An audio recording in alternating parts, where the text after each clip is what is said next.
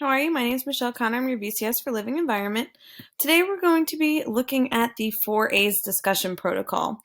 So before we get into the discussion protocol, it's going to be important that you get the students enough information that they can actually go ahead and participate in the discussion. So for this lesson, the discussion would really be posted at the end.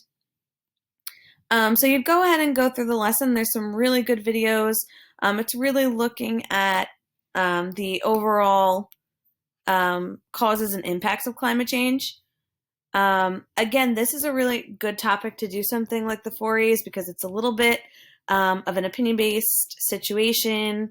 Some students see making small steps creating a really big outcome. Other students have a really hard time seeing the bigger picture.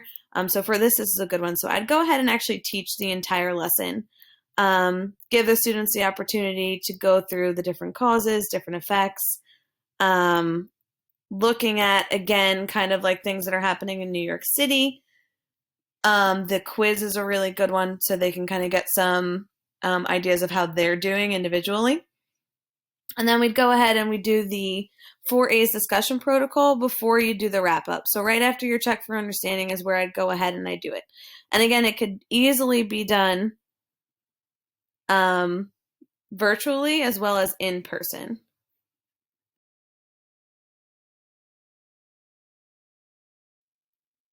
So for the 4A's protocol, the 4A's themselves stand for add, ask, answer, and argue. So the way to start the discussion off is it's best if the teacher poses the first claim or question. It should be something that has multiple answers, a little bit spicy, something you know that students can kind of debate a little bit. So for this one, I came up with, is the environment worth saving and should we bother trying to control climate change? There are so many different ways the students can take this. So if you're doing it digitally, the new raise hand feature on Google Meets works really well, and I'm pretty sure there's a raise hand feature on Zoom.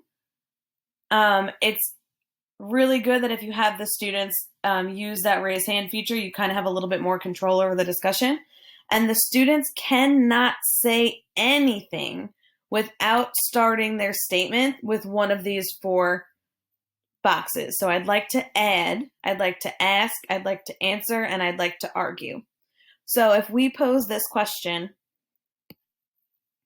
you're usually going to get the first response is I'd like to answer. So someone might say, I'd like to answer, and I think that the environment is not worth trying to save because I'm not going to be around long enough to see any major effects happen. Someone can say, I'd like to argue. So I would like to argue and say, I disagree with you because I want the environment to be around for my future generations. At some point, you may hit a brick wall with this question, and you're going to be then kind of prompting the students to be like, would someone like to ask the next question? And then they'd raise their hand and they'd be like, I'd like to ask. And then a student can pose a question. So it's really important that the teacher kind of comes up with a good starter, either claim or starter question. And then that this is visible for the students so they know that they can't do anything but one of these. And one thing we really like to make sure is that they have to start with these sentence starters. One thing that a teacher at my school used to do is he used to have a buzzer set up. So if they didn't start with one of these sentence starters, he'd hit the buzzer, so they'd have to start over until they decided to focus on one of the sentence starters. That's really fun. Another thing you can do is you can make a chart like this and keep a tally of who added, asked, answered, or argued. So like you can put the students' names so you know how many times they participated.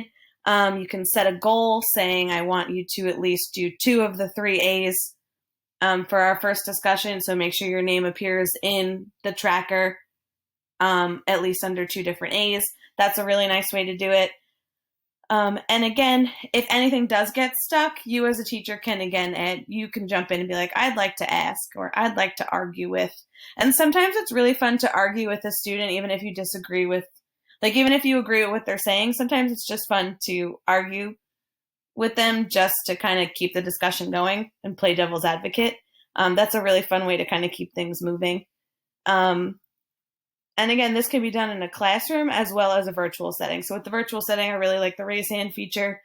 In a classroom setting, it also works well if the students just raise their hand, or if you have a group of students that kind of are really respectful of each other, you can kind of just let them go at it, as long as you know that your class is one that'll maintain kind of like respect the one mic rule, and it won't get too crazy. If you know you have a larger class where maybe there's 35 students, I wouldn't say just let it go. I would definitely do like a raise hand and wait for, to be called on to complete one of the 4As.